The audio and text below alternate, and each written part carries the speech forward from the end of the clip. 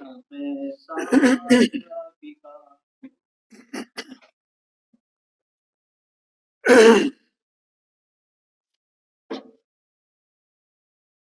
में सर्वम मोक्ष द्वारा सत्ता के स्वरूप का वर्णन इसमें आया है। तो सत्ता की महत्ता क्या है वो पिछले 2-3 दिन से अपन ने अपने स्वाध्याय में ली है। और अब यहाँ पर उस सत्ता में जो निज सत्ता है, आत्मसत्ता, उसका अनुभव वो कैसा होता है, किस प्रकार से होता है, ये इसमें 24 नंबर का छंद कल अपन ने लिया था और इसका अर्थ दिया है। अपन ने जो विचार किया था वो काफी विस्तार में विचार किया था और इसमें तो केवल सामान्य ही अर्थ उसका लिखा गया है। और जो वास्तव में एक तो होता है अर्थ और एक होता है भावार्थ।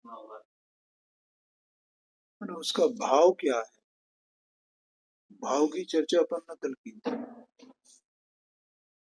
अब इसमें तो एक शब्दार्थ है, अर्थ माने शब्दार्थ। तो यहाँ लिखते हैं जिसमें लौकिक रीतियों की न विधि है न निषेध है। अपन ने इसको दूसरी तरह से लिया था, माने लोक सत्ता, हाँ, लौकिक ज्ञान की तरह ये नहीं है। और विधि और निषेध मतलब कि ये जो आत्मा की जो सत्ता है वो स्वयं सिद्ध है,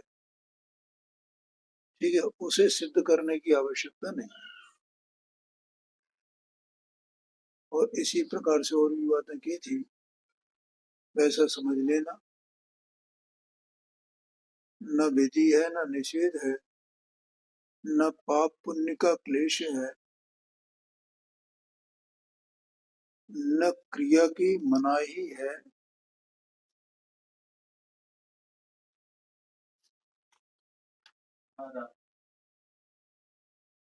क्रिया ना ही करनी, माने उसमें कुछ क्रिया नहीं करनी है, ये बात है।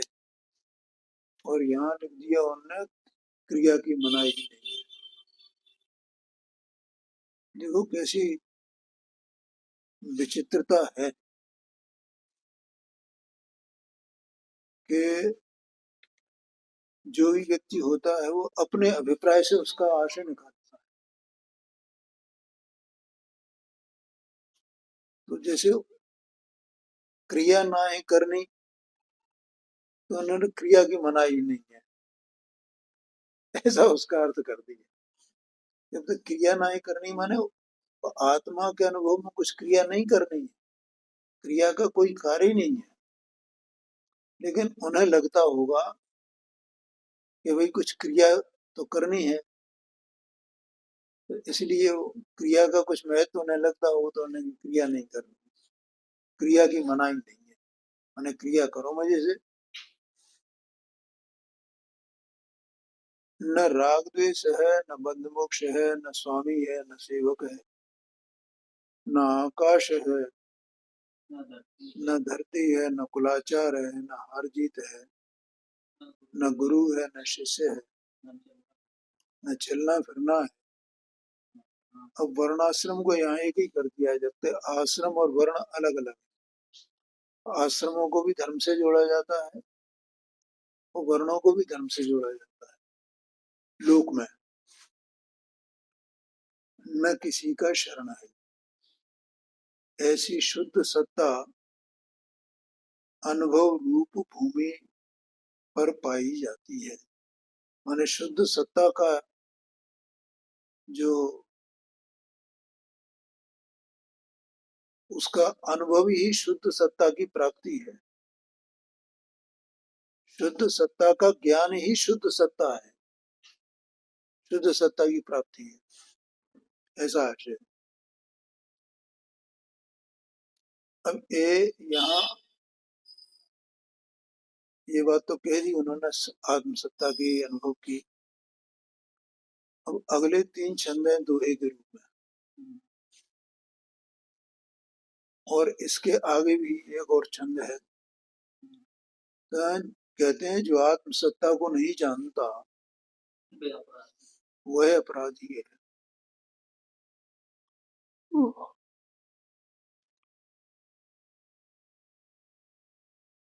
पहले अपन इसका पाठ करते हैं। जाके घट समता नहीं, ममता मगन सदी, रमता राम न जाने, सो अपराधी जो, अपराधी मिथ्यामति, हृदय हृदय पर को माने आत्मा, झूठी करनी आचर, झूठे सुख की, झूठी भगत ही धर।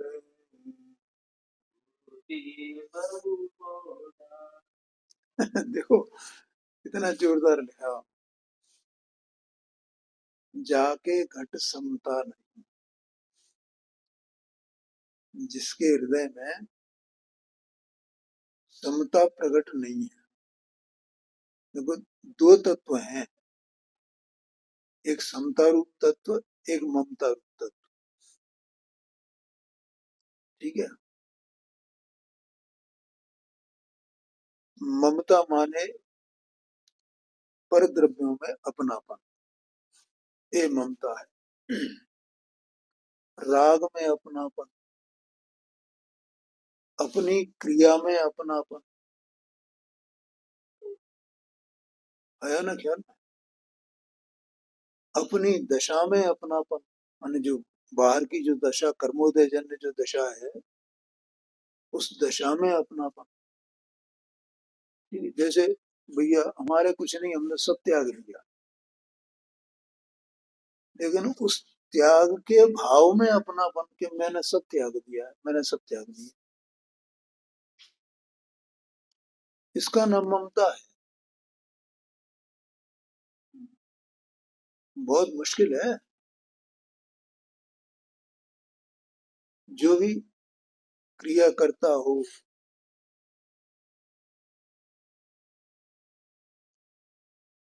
जैसे एक बार भोजन करे,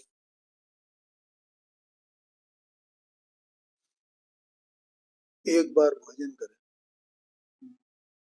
तो मैं एक बार भोजन करता हूँ,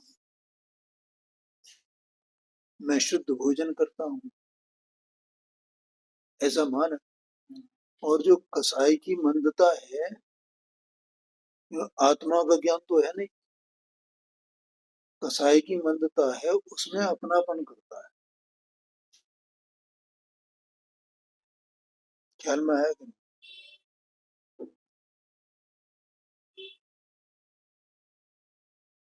तो ये है ममता। और समता क्या है? माने इस ममता का अभाव होना। एक तो अपन नास्ती से ऐसा कहते हैं, ये ममता न हो, ममता का न होना ही समता है, ये भी कह सकते हैं। लेकिन ये तो नास्ती से कथन है, तो अस्थि से कथन क्या है, उसका पॉजिटिव स्वरूप क्या है? अपनी वस्तु में अपनापन हो, ठीक है, लेकिन आत्मा जो वस्तु है वो ज्ञान स्वरूप है ना, तो अपने ज्ञान में अपना ज्ञान स्वरूप आत्मा प्रकाशित होना, ठीक है।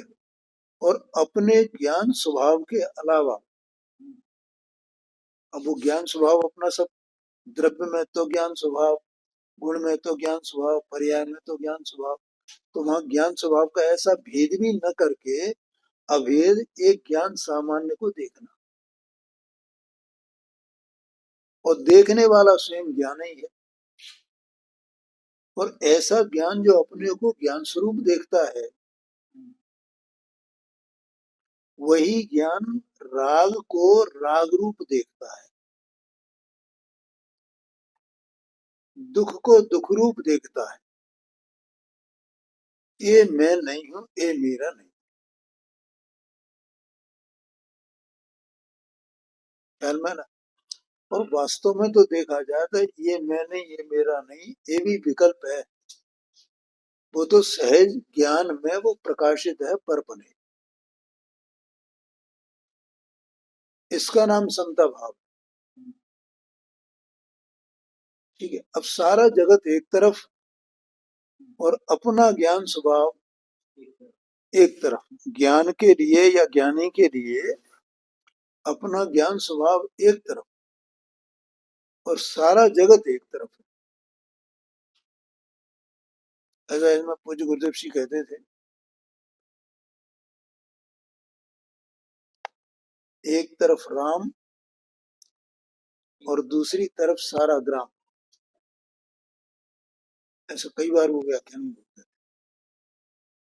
तो इसलिए यहाँ पे ये कहा कि जाके घट समता नहीं, ममता मगन सदीप, रमता राम न जाने। रमता राम माने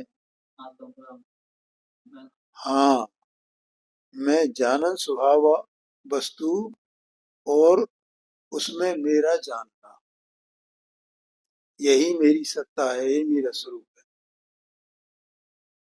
ठीक है।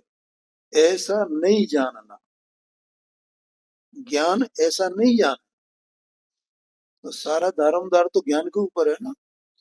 ज्ञान ऐसा नहीं जाना है, इसका मतलब रमता राम न जाने। तो वो ज्ञान क्या है? वो ज्ञान अज्ञान है। उसी अज्ञान को यहाँ अपराध कहा, और इसलिए वो जीव जो अज्ञानी है वो अपराधी।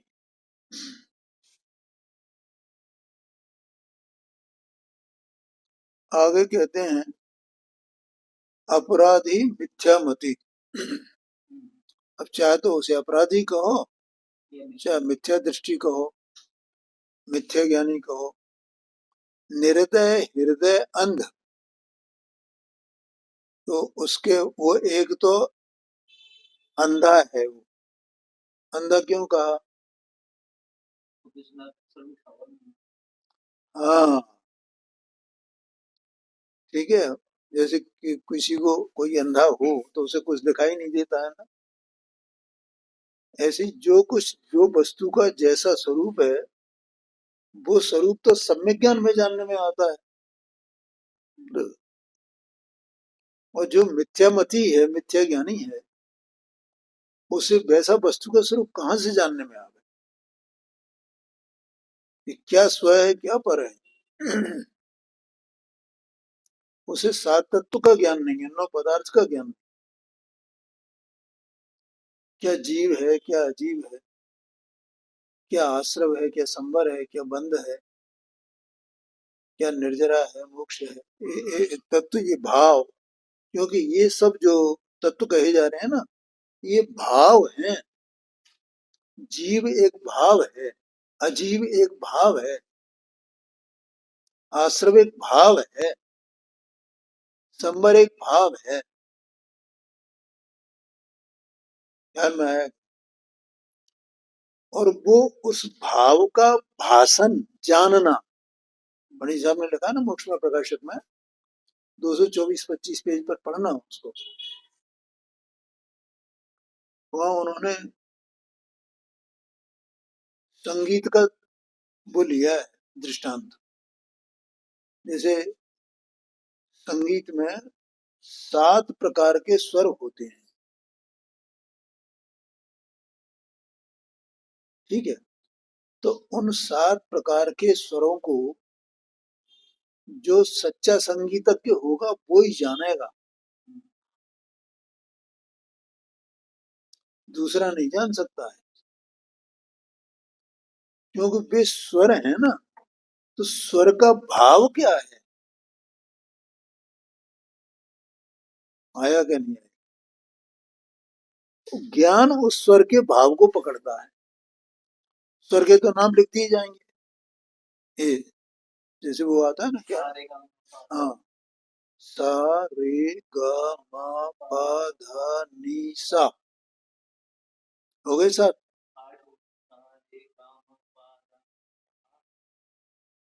अरे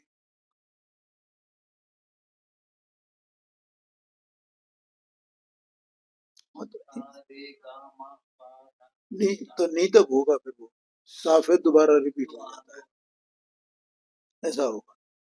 तो अब ये तो अक्षर हैं, लेकिन इन अक्षरों का भाव होगा ना कोई, वो जो किसी उस पर निकलता है स्वर, किसी वाद्य यंत्र पे, सा, तो वो वाद्य यंत्र पे सा वाला स्वर निकलेगा ना। तो उस स्वर के कौन पहचाना कि ये क्या क्या क्या, ये कौन सा स्वर निकल रहा है इसमें? सा निकल रहा है कि रा निकल रहा है कि माँ निकल रहा है कि पा निकल रहा है, उसको जानने वाला। इसका मतलब वो स्वर का भाव है।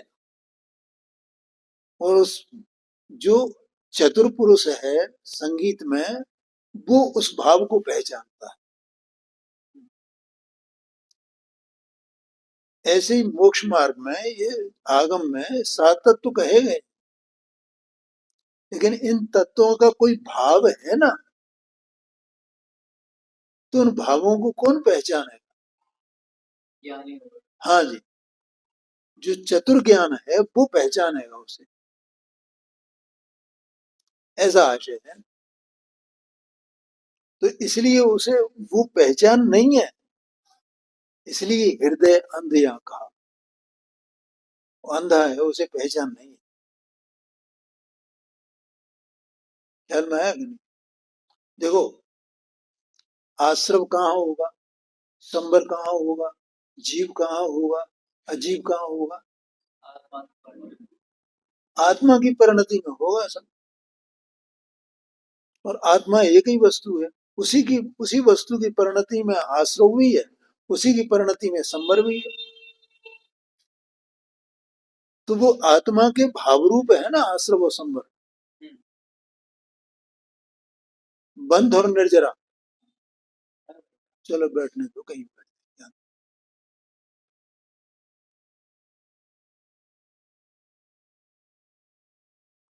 आया कि नहीं आया?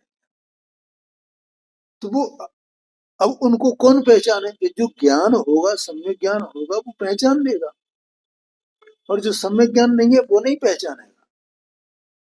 अब वो नहीं पहचानता है, इसका मतलब अंधा है, हृदय अंधा। और निर्दय, सम्यक दर्शन सम्यक ज्ञान के बिना जीव को दया भी नहीं होती। दया क्यों नहीं होती? अपने को पर तो जानती नहीं, जानता नहीं है। दूसरा, दया दो प्रकार की है, एक स्व की दया, एक पर की दया। जिसको स्व की दया है उसको पर की दया हो।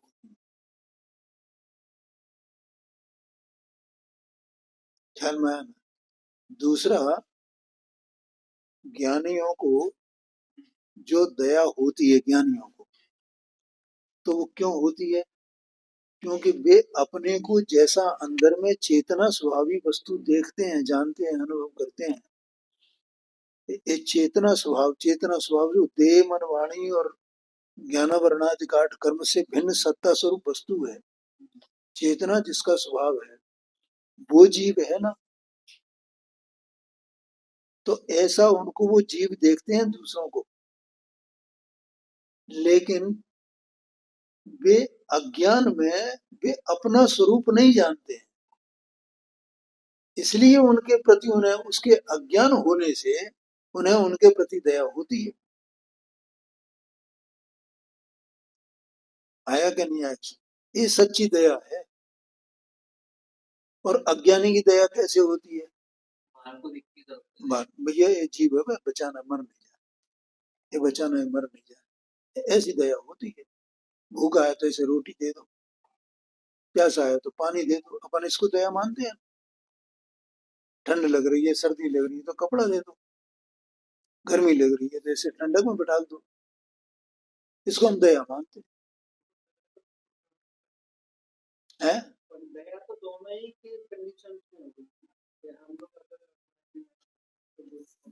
यहाँ वो ठीक है, उसका करने का निषेध नहीं है, लेकिन दया का स्वरूप क्या है, उसकी यहाँ बात है। ज्ञानी की दया सच्ची है कि अज्ञानी की दया सच्ची है? सत्य क्या है, ये बात है। क्या कहा? क्योंकि दया अज्ञानी भी करता है, इसमें कोई दो राय नहीं है, लेकिन अज्ञानी दया क्या, अज्ञानी की दया क्या मोक्ष का कारण हो सकती है, उसके संसार के अभाव का कारण हो सकती है? यहाँ तो उसको दया को धर्म कहा ना, अहिंसा परमो धर्म।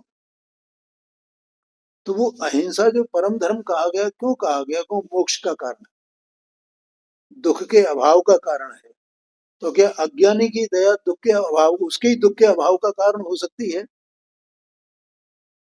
हो सकती है क्या? नहीं हो सकती है। क्यों? क्योंकि उस दया से पुण्य की प्राप्ति तो हो जाएगी, लेकिन मोक्ष की प्राप्ति, संसार का अभाव नहीं होगा, चार गति से नहीं छूटे, ये बात है। अच्छा प्रश्न है तुम्हारा। इसलिए वो निर्दय हृदय अंध ऐसा कहा गया। सूक्ष्म बातें हैं। अब यहाँ कह रहे हैं, अगली लाइन है, पर को माने आत्मा। आत्मा माने आप। देखो, मानने जानने वाला तो अंदर में ये जो चेतन वस्तु है यही है ना। देह मन वाणी तो ये मुर्दा है, ये तो कोई जानता नहीं है, मानता नहीं है। ठीक है, तो ये आप अपने जानने मानना, जानना मानना किसका है? अपना। अपना माने आत्मा का। जान, मैं क्या कह रहा हूँ? जानना मानना अपना ही है। हाँ, माने जानने का, मानने का जो गुण है, वो गुण किसका है, किसमें है? जीव में है, या ये देह मन वाणी नाक कान आंख में है? जीव में है। तो वो गुण तो जीव का है, ठीक है। अब वो, उसका जो जानना मानना रूप जो गुण है, उस गुण से वो अपने को आत्मा जाने, अपने को आत्मा माने उस मानने में, उस जानने में, कि मैं आत्मा हूं, मैं स्वयं जानने मानने वाला हूं, ऐसा मेरा स्वयं का ही स्वरूप है ना। तो ऐसा तो अपने को, अपने स्वरूप को वो जानता नहीं है, मानता नहीं। तो फिर क्या मानता है? जो आप नहीं है उसे आप जानता है, मानता है। जैसे शरीर को आप जाना, शरीर को आप माना, तो उसकी दृष्टि में जानने मानने वाला शरीर हो गया, उसने अपने आत्मत्व को छोड़ दिया और परत्व को आत्मत्व मान लिया। बोलो, समझ में आया कि नहीं? बड़ी गंभीर बात है। इसलिए पर को माने आत्मा। अपना ज्ञान स्वभाव है, पुण्य पाप के भाव आत्मा के नहीं है। वो भाव है ना, आत्मा का भाव क्या है? अभी बताया था। हाँ, यहाँ मतलब भाव माने गुण। राग आत्मा का गुण है क्या? अगर वो राग आत्मा का गुण हो, तो अरहंत और सिद्ध आत्मा है कि नहीं है? तो उनमें भी वो गुण पाया जाना चाहिए। इसका मतलब राग आत्मा का गुण नहीं है, पुण्य पाप का भाव आत्मा का गुण नहीं है। जैसे जानना मानना आत्मा का गुण, ऐसा आशय है।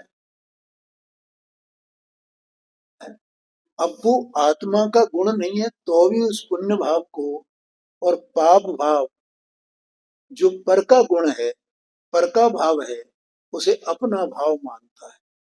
पर को माने आत्मा। बोलो, समझ में आया? ऐसा आशय है। पर को माने आत्मा, उससे क्या होगा? करे कर्म का बंध, कर्म का बंध, कर्म का बंध, कर्म का बंध, कर्म का बंध। अब ये ऐसा जीव भले ही बाहर से सब त्याग दे, पूरा महात्मा बन जाए, लेकिन वो जीव स्वयं अपने का और पर का ऐसा भेद ज्ञान न करे, भिन्नता का ज्ञान न करे, और उसमें से ममत्व नहीं छोड़े। इसका मतलब पर को अपना मानना नहीं छोड़ता है, और पर को अपना मानना नहीं छोड़ता है तो वो कर्म का बंध करता है। वो मोक्ष मार्ग में 1 सेंटीमीटर भी, 1 मिलीमीटर भी बढ़ा नहीं है, कोई प्राप्ति नहीं है, एकदम जीरो है, शून्य है।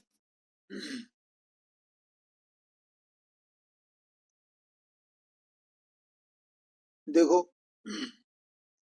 ये 25, 26 और 27, ये 3 छंद लिखे हैं पंडित जी साहब ने। तो पहला तो लिखा उन्होंने, एक और विशेषता इसमें आएगी, देखो, रमता राम न जाने, माने ज्ञान की बात की। जानना काम किसका है? ज्ञान का। दूसरे में मानने की, पर को माने आत्मा, माने श्रद्धा। ठीक है। अब चारित्र की क्या कैसे मोती पिरोए हैं उन्होंने। पहला अज्ञान, फिर मिथ्यात्व, अब मिथ्या आचरण, मिथ्याचारी, झूठी करनी आचरे, झूठे सुख की आश। माने एक बाहर की क्रिया करके, जो क्रिया इसकी नहीं है, क्या कहा? बाहर की क्रिया करके अपनी क्रिया, उसकी क्रिया नहीं है जी। अब जैसे वाणी निकल रही है, हाथ पैर चल रहे हैं, तो ये वाणी निकलना, हाथ पैर चलना, ये जीव की क्रिया है कि अजीव की क्रिया है? अजीव की क्रिया है ये तो, है। और उस क्रिया को माने कि ये मेरी क्रिया है। ये एक बार भोजन करने को माने कि ये मैंने किया। ऐसा ये सब 28 मूल गुणों का पालन करना, या 12 प्रकार के जो श्रावक के व्रत गए हैं उनका पालन करना, उन संबंधी क्रिया करेगा ना, वो क्रिया का करना, और उस क्रिया से माने कि धर्म हो रहा है मुझे। इसलिए कहा कि झूठी करनी आचरण, आया कि नहीं? झूठी करनी आचरे, और झूठे सुख की आश, और उससे ये मानता है कि मुझे सुख मिलेगा, मैं संसार से छूट जाऊंगा। ऐसा है।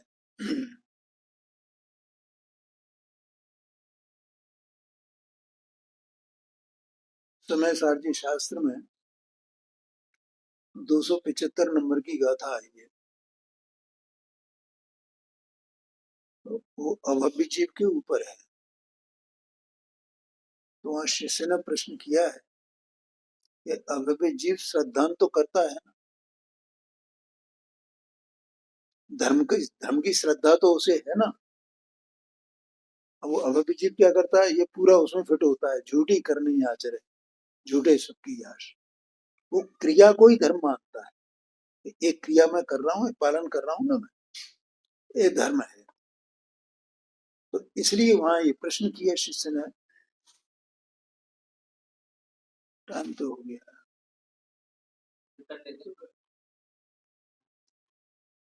तो शिष्य ने प्रश्न किया कि वो धर्म की श्रद्धा तो करता है ना। तो उन्होंने उत्तर दिया आचार्य देव ने कि भैया वो धर्म की श्रद्धा तो करता है, लेकिन कौन से धर्म की श्रद्धा करता है? कि जो धर्म भोगों का हेतु है, उस धर्म की श्रद्धा करता है, लेकिन जो धर्म कर्म के क्षय का हेतु है, उस धर्म की श्रद्धा वो नहीं करता है। 275 नंबर की गाथा है। देखना पड़ गया, ये लिखा है। जो धर्म तो धर्मी के आश्रय से, आत्मा के आश्रय से धर्म होता है, बाहर के क्रियाकांड के आश्रय से धर्म नहीं होता। क्रियाकांड नहीं होता ये बात नहीं है, धर्मात्माओं को क्रियाकांड नहीं होता ये बात नहीं है, धर्मात्मा 28 मूल गुणों का पालन नहीं करते ये बात नहीं है। हाँ जी, हाँ जी, ये बात है। इसलिए यहाँ झूठे सुख की आश ऐसा कहा है, झूठी करने आचरे झूठे सुख की आस। हाँ, झूठी भगत ये धरे, जिसने अपने अंतरंग में अपने परमात्म स्वरूप चैतन्य वस्तु को नहीं पहचाना, तो वो भगवान जो यहाँ विराजमान है ना मंदिर में, उनके स्वरूप को भी वो नहीं जानता है, और बस स्तुतियां बोल करके, विनम्रता करके, विनय करके ऐसा मानता है मैंने इतनी भक्ति कर ली। आया क्या नहीं आया? झूठी भगत ये धरे और झूठे प्रभु का दास। माने वो अपने आप को सेवक मानता है भगवान का, मैं भगवान का सेवक हूँ, आराधक हूँ, है, तो वो झूठा है। सच्चा सेवक, सच्चा आराधक कौन है? जो अंदर में अपने परमात्म स्वरूप को जानता है, उसकी जो आराधना करता है, ठीक है, वो सच्चा भगवान का सेवक है, दास है। ऐसा आशय है। समय हो गया, अगली चर्चा कल।